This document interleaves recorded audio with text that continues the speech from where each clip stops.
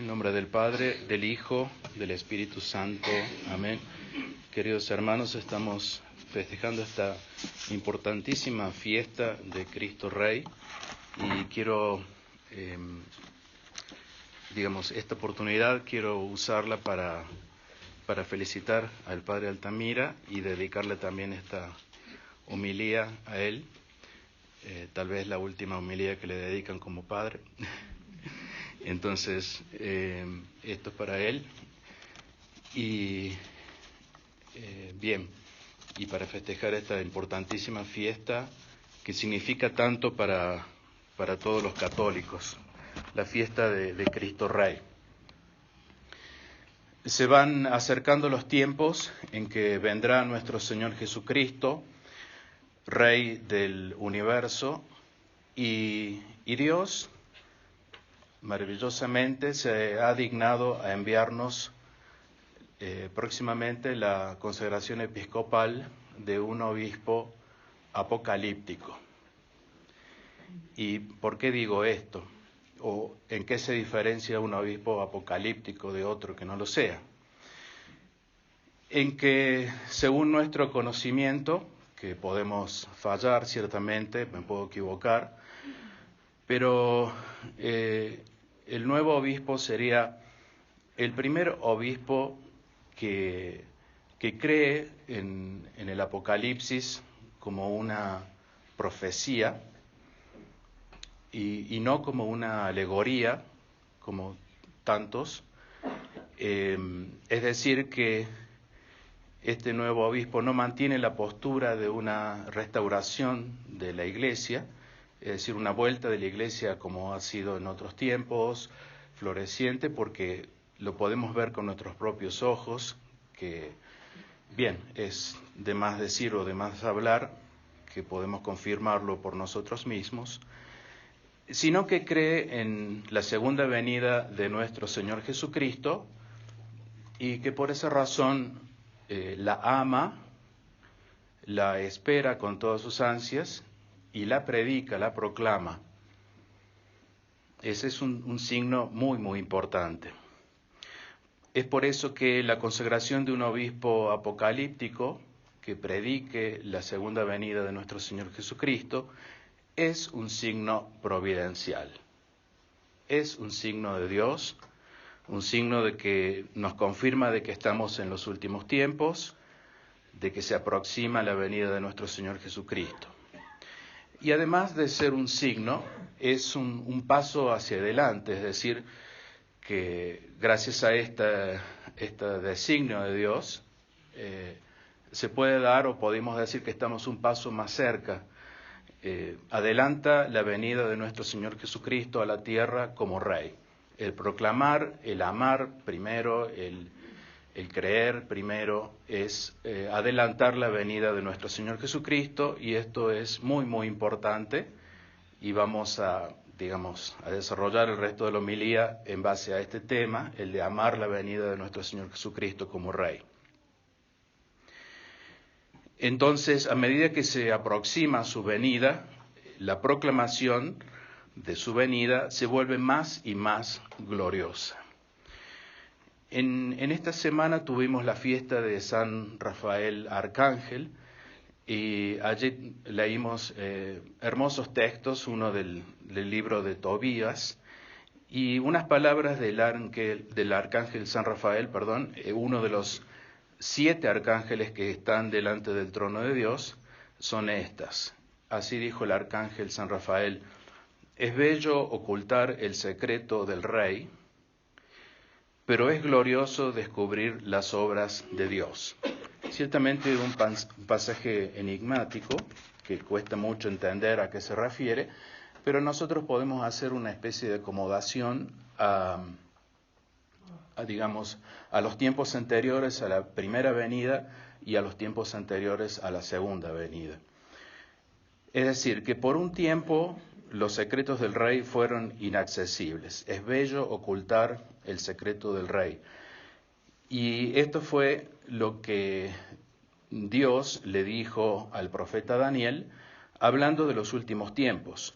Pero tú, Daniel, ten guardadas estas palabras y sella el libro hasta el tiempo determinado.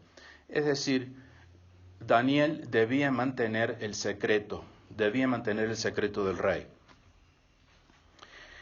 Pero ahora, por el contrario, las palabras misteriosas de la profecía del Apocalipsis se hacen cada vez más claras a todos.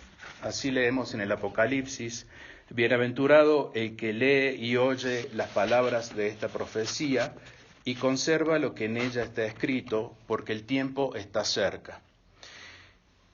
Tal afirmación, el tiempo está cerca, está repetida varias veces en el Apocalipsis, en la profecía del Apocalipsis, y es dada como la razón de ser de la misma. Es decir, porque el tiempo está cerca, hay que predicar la profecía del Apocalipsis y creer en ella. Así dice en el capítulo 22, le dice a San Juan: no selles, es decir, no ocultes las palabras de la profecía de este libro, porque el tiempo está cerca. El cotejo de ambos textos, es decir, el de Daniel y el de San Juan en el Apocalipsis, impone la conclusión de que si entonces, en tiempo de Daniel, algunas profecías habían de estar selladas, porque así lo disponía Dios, que no era el momento oportuno para que se supieran o se llegaran a conocer en su profundidad, hoy es necesario al revés, que sean conocidas.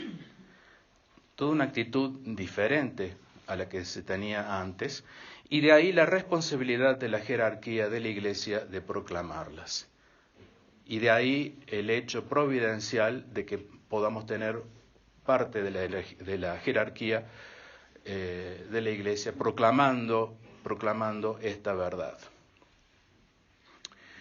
Si el esplendor de las maravillas de bondad y grandeza de la venida de nuestro Señor Jesucristo a la tierra como Rey fuese conocido por todos los cristianos, si ellos se enterasen de que San Pablo ha revelado misterios escondidos de Dios que ignoraban los mismos ángeles, ¿cómo aumentaría nuestro interés y amor por esta venida?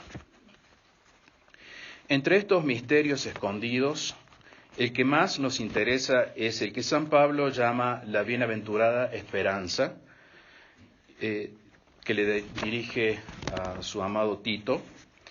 Todos sabemos que hay una felicidad eterna que anhelamos, todos anhelamos la felicidad, pero cuando nos referimos a la bienaventurada esperanza, tratamos de una cosa en que muy pocos piensan y que en general no es objeto de nuestras plegarias, y por eso nuestro deseo que sea realmente objeto de nuestras plegarias.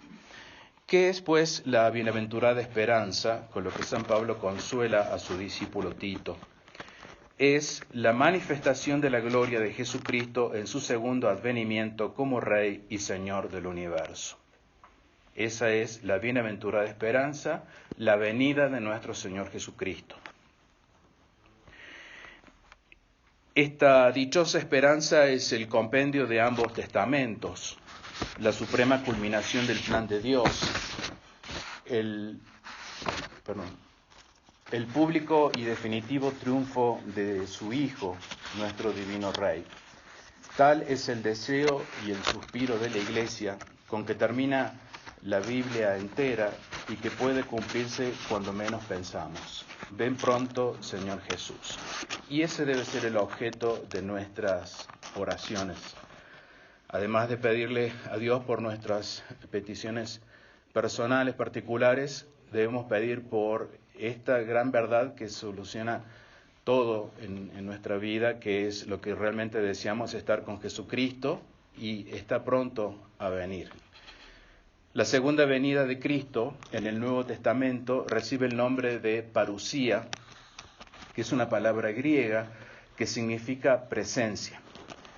La Iglesia nos pide no enseñar con seguridad que la presencia de nuestro Señor Jesucristo en la segunda venida vaya a ser visible, pero tampoco la excluye. El término parusía, una voz griega, repito, se usaba en la época helenística para anunciar la visita del emperador a una ciudad. Por eso los hagiógrafos, los escritores de los libros de la Biblia, lo emplearon para denominar la venida del gran Rey Jesucristo que viene a visitar nuestro mundo. No hay duda de que los primeros cristianos esperaban ese gran acontecimiento de la segunda venida para un tiempo muy temprano a ellos, un tiempo cercano a ellos. Tan temprano que en Tesalónica algunos ya no se dedicaban a trabajar. Ya viene Jesús y no trabajamos más. Y otros estaban muy preocupados por la suerte de los muertos, de los que ya habían muerto, porque obviamente no iban a poder ver la vuelta, la venida de nuestro Señor Jesucristo. Pero San Pablo los consuela, diciendo que los vivientes que quedamos hasta la parucía del Señor no nos adelantaremos a los que murieron, porque los muertos en Cristo resucitarán primero. Es decir, San Pablo les dice a los de Tesalónica que primero van a resucitar los muertos, y por esa razón esos muertos, esos santos, esos justos que van a resucitar en la primera resurrección, van a poder ver la venida de nuestro Señor Jesucristo. Y también los que estén vivos van a poder ver la venida de nuestro Señor Jesucristo. También San Pedro consuela a los que se cansaban de esperar y decían: ¿dónde está la promesa de su parucía? Y les explica San Pedro que para el Señor un día es como 1000 años y 1000 años como un día. Y que por lo tanto la palabra pronto, que Jesús usó en el anuncio de su segundo advenimiento, ha de tomarse en sentido lato. Es decir, pronto, sí, pero no sabemos cuánto tiempo significa ese pronto. En lo cual se ve cómo también San Pedro insiste sobre la bienaventurada esperanza, así como lo hizo San Pablo. A San Pablo le da el príncipe de los apóstoles, San Pedro, el título de nuestro amado hermano Pablo. Y San Pedro confirma en sus escritos que San Pablo escribió sobre nuestro tema, es decir, sobre la segunda venida de nuestro Señor Jesucristo, en todas sus cartas. De veras debemos decir que la espera es larga, han pasado ya 2000 años y la profecía no se ha cumplido aún. Y entre tanto, nosotros los católicos nos hemos ido enfriando y enfriando porque hemos comenzado a adquirir un mayor gusto por las cosas del mundo, lamentablemente. Al ver que se dilata la venida de nuestro Señor Jesucristo, nos aferramos más y más al mundo. Y la dichosa esperanza que tenían los primeros cristianos ha perdido su primitivo fervor. Hasta las antiguas anáforas, que es la oración que se reza en el canon de la misa inmediatamente después de la consagración, mencionaban en un tiempo la parucía. Es una costumbre que se ha mantenido en las iglesias orientales católicas, ciertamente. También en los escritos de los padres apostólicos brilla la fe en la segunda venida de Cristo como fundamento de la piedad. Y esto es muy importante. El fundamento de nuestra piedad debe ser la venida de nuestro Señor Jesucristo. Y los padres posteriores son igualmente testigos de esa fe y esperanza. Fe en la parucía como fundamento de la vida espiritual del cristiano. Y no como una cosa más entre todas las cosas, como un añadido, sino que es el fundamento de nuestra fe, de nuestra esperanza también. La fe en la segunda venida fue la fuente inagotable de energía de los primeros cristianos. Por eso ellos se mantenían, vivos, se mantenían con todas sus esperanzas, todas sus fuerzas, y iban al martirio contentos porque sabían que Jesucristo ya venía. En medio de las persecuciones, así se mantuvieron los cristianos de la primera época. Y también debería hacerlo para los cristianos de los últimos tiempos, para nosotros. Mantener viva esa esperanza de la venida de nuestro Señor Jesucristo nos va a ayudar a soportar las persecuciones que ya estamos viviendo y que serán cada vez más y más fuertes. Si presentáramos el misterio de la Iglesia lleno del espíritu de espera del fin, si la iglesia estuviera llena de este espíritu de espera, desterraríamos el peligro enorme en el que a menudo va a parar nuestro pensamiento sobre la iglesia. Pensamientos que son contrarios a los planes revelados por Dios, tal como decir que el fin de los tiempos es una alegoría, que el milenarismo es una alegoría, que debería haber una restauración de la iglesia. San Pedro advertía a los fieles sobre la indecible paciencia de Dios, por eso que parece que se demora. Y esto lo hace cuando habla con aquellos que tienen por retardo su aparente demora. No es que se retarde, no es que se demore, sino que el tiempo está ya precisado y bien, a nosotros nos parece una demora, pero todavía no ha llegado ese tiempo. Y también cuando habla de los que comienzan a burlarse de la espera cristiana, cuando dice, porque todo vuelve a ser como era desde el principio de la creación.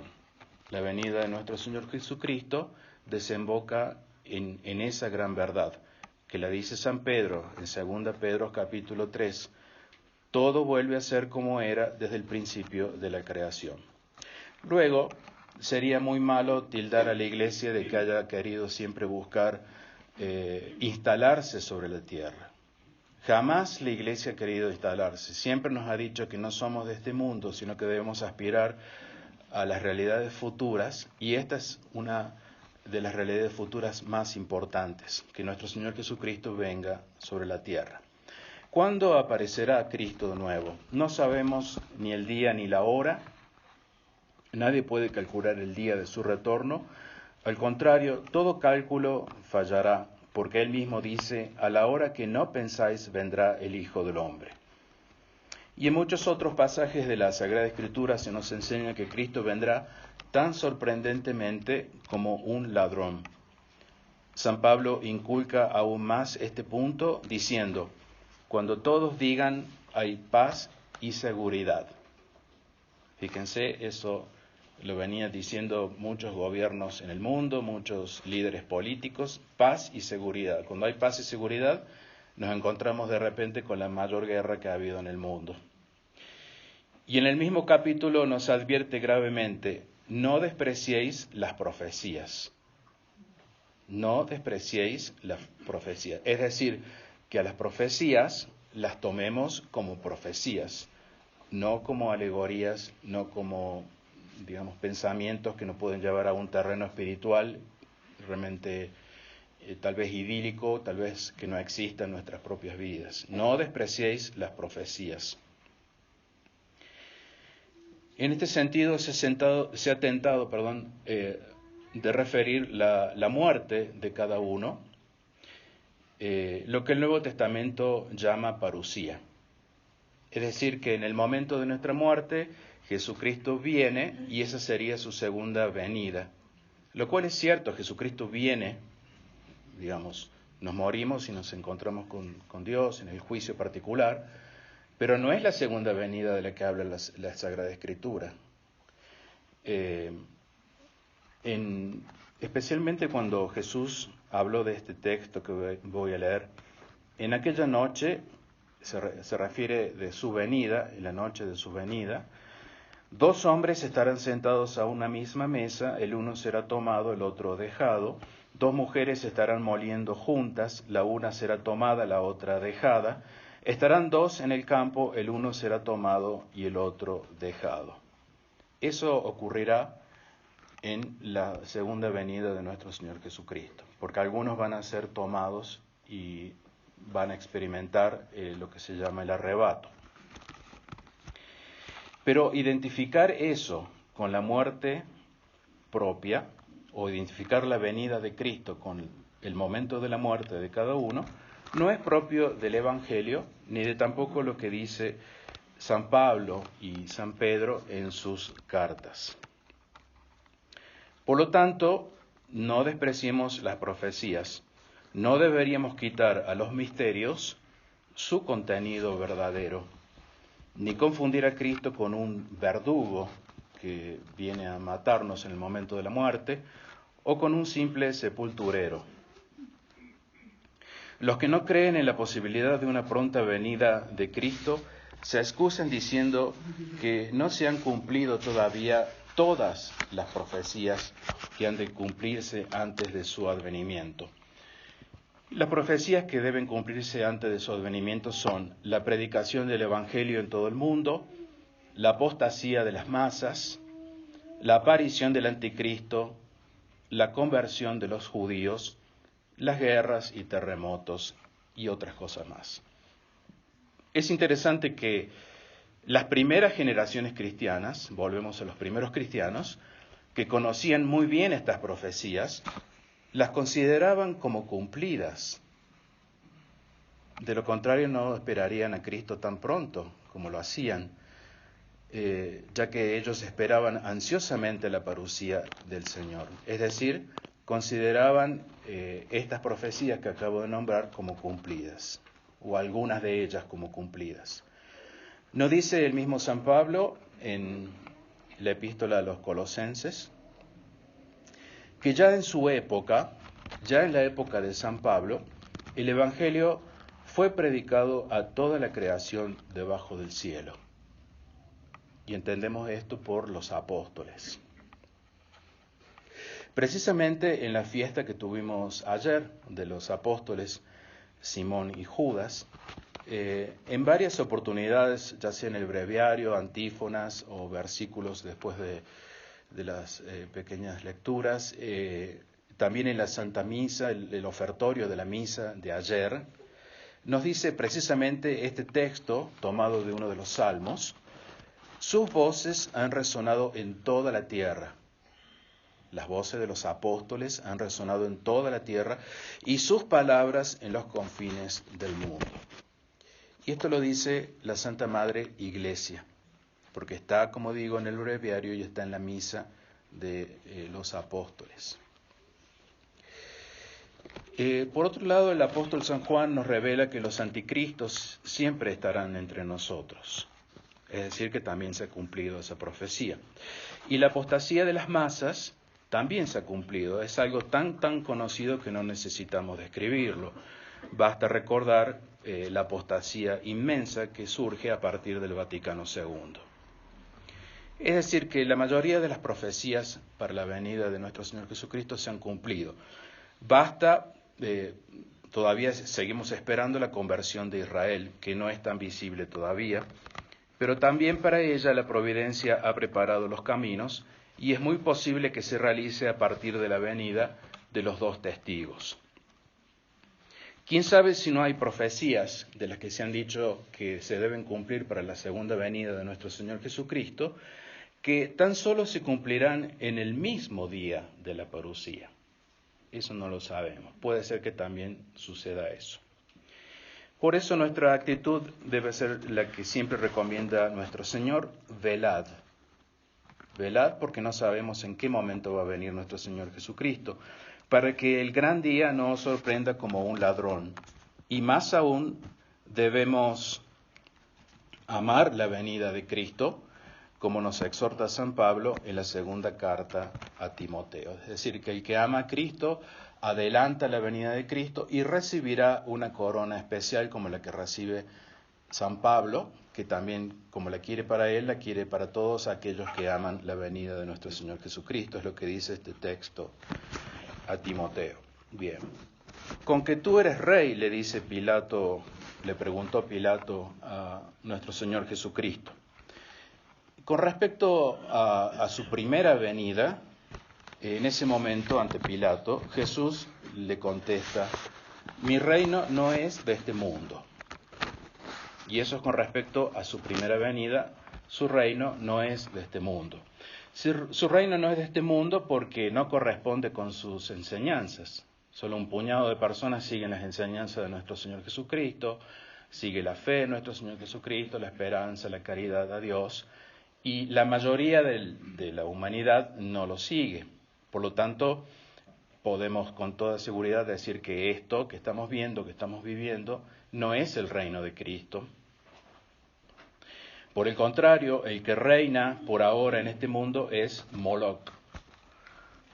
En el libro del Levítico, Dios le había dicho a los israelitas: no darás ningún hijo tuyo para consagrarlo al Dios Rey, Moloc.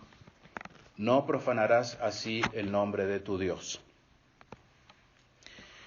Y lamentablemente en algunos momentos de la historia del pueblo de Israel, este pueblo tomó a Moloc como un dios.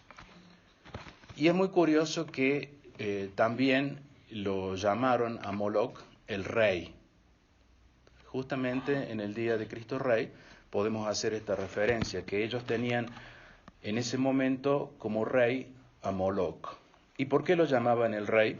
Por un juego de palabras en el idioma hebreo entre Moloc y Melec.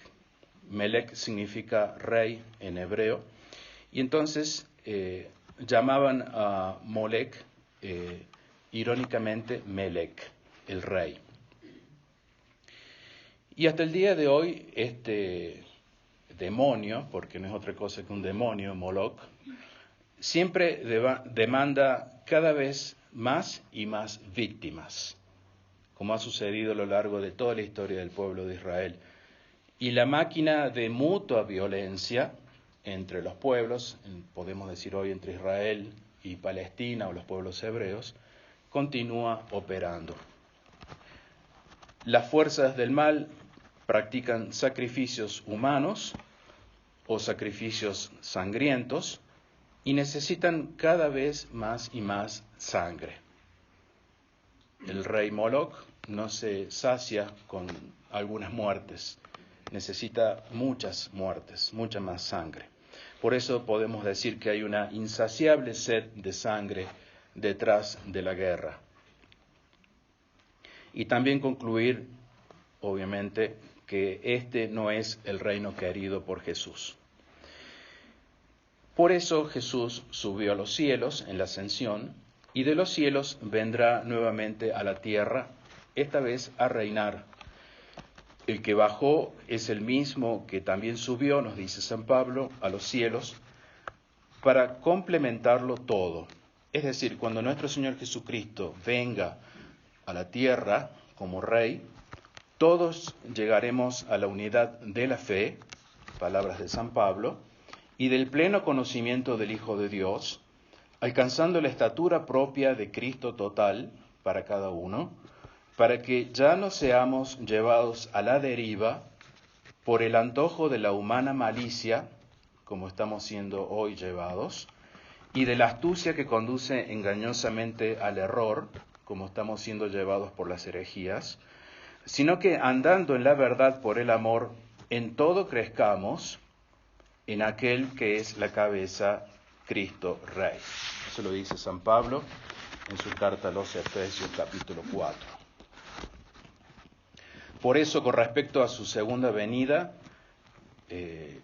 a Pilato le contestó Jesús ya un poco diferente la respuesta que había dado con respecto a su primera venida. Y le dice: por ahora mi reino no es de aquí. Es decir, que vendrá un tiempo en que se establecerá su reino en la tierra. Mientras tanto, nosotros todavía seguimos demasiado arraigados en esta realidad, en este mundo que nos rodea. Todavía seguimos soñando con un futuro mundano, se podría decir. Y esto es prueba de que no amamos lo suficiente la venida de nuestro Señor Jesucristo. Esta actitud de amar tanto lo mundano, de arraigarnos tanto en el mundo, que queremos que no nos separen de este mundo, que no nos lleven a otras realidades desconocidas todavía para nosotros, es ciertamente o proviene ciertamente de una falta de fe que lleva a no desear suficientemente la venida de Cristo. Sí, nosotros decimos, lo proclamamos, pero ¿es realmente suficiente todos nuestros esfuerzos y nuestras oraciones por desear esta venida y para que sea pronto? Esta actitud de falta de fe es separarse del camino trazado por Dios, o tratar de buscar futuros humanos, es tratar de desviarse del camino trazado por Dios, es no estar unidos a nuestro Señor Jesucristo. Que la plenitud del reino de nuestro Señor Jesucristo venga a la tierra para que le aplaste de una vez la cabeza y destrone el príncipe de este mundo. ¿Nos parece acaso extraño amar y anhelar la llegada de nuestro Rey y Señor? He aquí la piedra de toque de nuestro amor a Cristo. Podemos medir nuestro amor a Cristo por ese deseo vehemente o no que tenemos de su venida. No desear su venida es propio de aquellos que le tienen miedo, porque no aprecian lo que significa su parusía para nuestra alma y nuestro cuerpo, pues en aquel día, en el día de la parusía, no solo aparecerá la gloria de Cristo, sino también la nuestra. Unidos a Él, asemejados a Él, entraremos con Él en la Jerusalén celestial, donde Él mismo será la lumbrera. Y para que no olvidemos tan consoladora profecía, nos la recuerda Cristo en el Evangelio de San Mateo. Mirad que os lo he predicho todo. En el nombre del Padre, del Hijo y del Espíritu Santo. Amén.